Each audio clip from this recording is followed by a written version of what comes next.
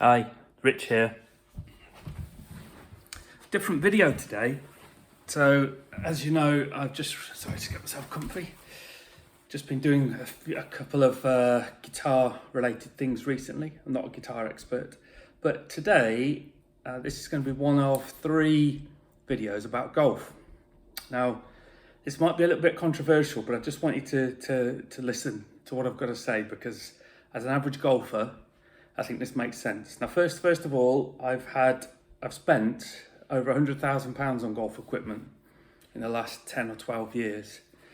I've had 173 sets of irons, 157 putters, over 200 wedges. Obviously, you get those in 2s and 3s. I get that. I had over 100 bags.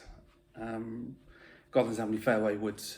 And so I've tried everything from blades or muscle backs, which is what I currently play, to shovels like Ping G20s, and every putter you can think of as well. I'm currently playing a blade style putter, which is my favourite type, so sort of a bit like your Ping answer, although I'm a Cobra boy these days, so I managed to find a rather nice Cobra blade. And my handicap, I use a golf tracking website, can't get that back in there, which I've used for a long time. My handicap's 15, and I've played my best round of golf. I've played to 10, and that was with a set of blades at a difficult course, and I've managed to play beyond 28 many times as well. I've been custom fit a couple of times in the past, and as you can tell from spending that much money on clubs and having so many different things, I've got a bit of a buy and sell mentality. But the reason for these 3 videos really is I just want to touch on having had that many clubs, and does it really make a difference to how you play? How important is that for high handicappers, people starting in the game? So I've got quite a view on this, and it's probably not what you will have heard from golf pros and from other people. So yeah, I just have a very quick rundown on a few of the numbers. I just wrote them down on a piece of paper just to give you a bit of an idea. So in terms of drivers, now I've quite often revisited clubs that I've liked before, so I've had multiples of the same club. So all the brands, Adams, I've had on drivers. Adams, I've had 6, Bridgestone 5, Callaway 17, Cleveland 19, Cobra 17, MD Golf 5, Mizuno 9, Nike 19, Ping 35, Snake Eyes I've had 1 of, TaylorMade 29, Titleist 7, and I've had a number of other different brands. So just so that you know, it's quite a broad brush. And from when I first started playing golf, that would have been everything from, I've played regular shaft, stiff, extra stiff, and if you know anything about golf, you'll know that within those different shaft types, there are lots of different tolerances as well. So my current driver is a stiff shaft, but it's 3.2 torque. It's low torque, which in another brand, that would be extra stiff. Irons, Adams, 9 sets, Bridgestone 6, Callaway 17, Cleveland 14, Cobra 21, MD Golf had 1 set of those, Mizuno 11, Nike 13, Ping 38, bit of a theme with Ping, Snake Eyes 3, TaylorMade 22, Titleist 9, and then there's been some others. And putters, 5 Adams, which are their Yes branded ones, Callaway 34, which is all Odyssey, of course, Cleveland 18, obviously I've got my Cobra putter here, Mizuno 5, so it'd be Bettinardi's, Nike 6, Ping 27 putters of theirs, Snake Eyes 2, TaylorMade 19, Titleist, so all Scotty Cameron's 21. We even had 100 bags, which, by the way, the Nike hybrid stand bag, trolley bag, I've had the most of. I've had about 16 or 17 of those. That's by far the best bag. Can't get them anymore. And if you've checked on eBay anytime recently, you'll see prices are like £200 plus, which is crazy, but they really are the best bag. I might talk about that in another video. Oh, sorry. So the first, so it's just one of 3 parts. So this first, let's put this down. This first little bit really is about the type of iron and what handicap are you and what iron can you play. Now from my opinion, let me just get this clear. Now bearing in mind, 2007 and 8, I had a series of lessons with my then wife, and I've probably had about 2 or 3 lessons since then, if that. I don't go to the driving range. I find it dull. It's not for me. I just like being out with my friends and actually playing the game. So I don't practice. When I get to a golf course, I get there before my tee time. I don't warm up. I just get on the course and play.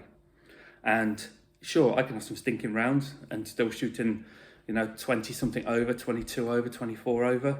But more often than not, I'll shoot in the teens, and reasonably often I'll shoot in a decent kind of level of teens, like, I don't know, 15, 14. And yeah, so that's what I do in terms of golf. So I don't practice, don't have lessons, don't warm up, just turn up and play. And like I say, I play, well, two things to note in my set really. I've got these Cobra MBs. They're all MBs up until the long irons. Now I don't use hybrids and don't use woods, apart from a driver. So also in my bag is this. Oh, upside down. It's a 2-iron. The shaft in these clubs, KBS C-taper. These are X-Flex in light, which are 115 grams. Played them before in the 130 gram. I've had every kind of shaft that you can think of. My point with this one is for people, when you see these videos, high handicappers must use shovels, low handicappers use something else. I just don't buy into it. A bad swing is a bad swing. I have played some horrendous rounds of golfs with what I would consider shovels for golf clubs, G series pings, tailor-made burners, super burners, even just their old kind of burner range, which was supposed to be a bit more mid-handicap, and things like the R11s back in the day. I had a set of Mizuno MX200s, MX100s even. They're big shovels as well. Didn't particularly play well with those either. And so for me, a bad swing is a bad swing. Sure, with a in inverted commas more difficult to hit club, the chances of you hitting it well, they might be a bit smaller. It might not be, but I think a shovel just disguises everything about your swing, even if it does make it better. And quite often, there's only so much better that can be. The other thing is with high handicappers or mid handicappers, most of us don't take a divot after the ball. We hit the ball, and it usually flies up because we haven't got that proper kind of swing. So if you've got a shovel, that just make it go even higher, and arguably not as far either. So a bad swing is a bad swing. Now, if you think back to like the 70s and 80s, anyway, there weren't such thing as game improver clubs. People played golf. There were blades. You go down a second-hand shop or look in your granddad's garage or your dad's garage for that matter, whatever. Find an old set of golf clubs. There'll always be blades. People just had to play with blades. I think it focuses your mind a little bit more, makes you look down at the club and think, I need to try and do the right thing by this. But if you're an absolute beginner, you don't really know the difference between a shovel and not a shovel. It's just a golf club to you. And in fact, quite a lot of beginners, one of their bad shots, they tend to come over the top with their irons, which is why they also slice the driver. So if you come over the top, then there's a good chance you'll pull it left. And a lot of game improvement clubs, they have a lot of offset. So if you've got a bit of a bad left, which is actually that's always my bad shot, to be honest, is a pull or a left. All that offset just makes it even worse. They've also got a lot of bounce on high handicap clubs, which, maybe in England that's quite handy. It's fairly wet a lot of the time, but it also is really unhelpful if it's a bit dry, or you've got a tight lie, or you're playing on a course that's a bit patchy, which can be in the winter or the summer. So I don't think that helps. Whereas if you've got sort of a mid to low handicap club, it'll probably have less bounce. Well, it will have less bounce. So you've got more shot options in there as well. In terms of wedges as well, a lot of sort of more beginnery type sets or game improvement sets, they'll have big fat ugly wedges as well. I've had so many wedges I can't count, but I've gone back to these several times. This is Cobra Tour Trusty, and as you can see, it's a bladed style wedge. And the nice thing with this wedge for me is it gives me lots of options of different kind of lies to play.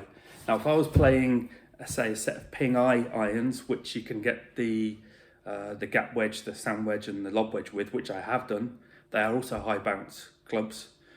Have they helped my game? No, they haven't. If anything, they make me thin the ball more often because the leading edge is sat up. If anything, with these, I'm a reasonably good, I'm a all right player with wedges, but if something goes wrong with these, it's usually a fact because it's got quite a sharp leading edge, which, frustrating as it is, at least the ball's only gone a few yards in front of me. It's not gone flying through the green. Whereas I think if you've got wedges with high bounce or like game improvement type clubs, that just accentuates it. I think there's some other things as well. People talk about game improvement clubs, big fat clubs, as being confidence inspiring. Well, are they? If I look down at a big fat ugly shovel, it's just ugly. Confidence to me is not that. I want to go out on a golf course and like the look of what I've got. You know, that is part of the confidence. Is I like my clubs. My clubs are pretty. They make me want to be a better person. They make me want to hit the ball better. I look down at that club and I think that's nice. And then when I do hit it well, you obviously get a lot more feedback from the club as well. You get a much better idea where you've hit it. Even as someone who's a beginner, you know, if you shank the ball off a smaller headed club, especially a forged club, you'll know more about it. Whereas if you've got a big shovel, you don't really know what you've done. You just don't really, you don't get the feel for it. So I think it's a bad place to start for me, because if you're a beginner or you know, even a high handicapper, someone who perhaps just plays society games now and again or whatever, the fact is, it doesn't matter what club you've got, you're probably not going to play all that well because you don't play very often. If you're someone so you might as well have a nice club. So, and if you're someone who is sort of starting out and perhaps does want to improve a little bit, why start with some horrible looking clubs, which will just disguise some bad shots? You know, I maybe give you 10% better hit here and there if you're lucky, but the ball will still go high. You've got, like I say, you've got issues with, or potential issues with bounce. The offset is not good for you, in my opinion. I don't think it helps you become a better ball striker. Like I say, ultimately, God, I've had some absolute horror rounds with shovels. But the Warwickshire, which is in just outside Leamington Spa, where I live, 2 championship courses. They're 6,500 and 6,700 yards off yellows, longer obviously off white. I shot 10 over with a set of tailor-made MB blades around that course a couple of seasons ago. In fact, I was 7 over with 2 to play and had a little bit of a blow up. So, and I hadn't practiced. I hadn't, you know, I just play during the summer. I'll probably play once a week. So, but then again, I've played that same course with clubs that are horrible to look at and done no better. And likewise for me, I mean, it's my choice to be a 2-iron player rather than a fairway wood. Again, that's a confidence thing for me. I guess a lot of people use fairway woods. I get that, or hybrids. That's fine. But so the point of this first video, and I'll talk about some other. The next videos, I'm going to talk a little bit more about shaft flex, especially in irons, and how important that is or isn't. The differences between the different regular stiff, extra stiff in graphite shafts as well, because they're really not all the same, far from it, and how much difference that makes. Because a lot of the things that you see or you read, particularly in golf magazines, about this shaft hits low, or this one does that, or this one does the other, it's based on proper swings. I haven't got a proper swing, you know. I hit it a bit baseball bat like. I don't have a full shoulder turn. I haven't got like a technically perfect swing like you'd see on the telly. I'm just a regular bloke in my 40s with a bit of a paunch on me. So I make the most of what I've got. So I'm going to talk a bit about shaft flex and why that's important or not, as the case may be, on the next video. And then on the last video, I'm going to talk a little bit about how you can improve your game without any lessons. Some of the basic things that you can do for yourself so that you can enjoy your golf without getting wound up with having lessons and spending money on lessons and going to the driving range when the weather's crap and it's boring up there anyway. So let me know what you think about this first one. I could have probably gone a bit more in depth, but I just wanted to set the theme. And the theme for this one really is, doesn't matter what your handicap is, play whatever clubs you like the look of, because a bad swing is a bad swing. Game improvement irons, they aren't going to make so much of a difference, if a difference at all, depending on how bad your swing is, that it's worth getting those fucking ugly, chunky, horrible looking things. You get the clubs that you like and learn to play with those clubs, enjoy them, appreciate them. It can be forged or cast. You know, forged is softer, it feels nicer, but yeah, you don't need a big shovel to play the game if you're a high handicapper or even someone starting out. Right, I'll catch you shortly on the next one. Thank you.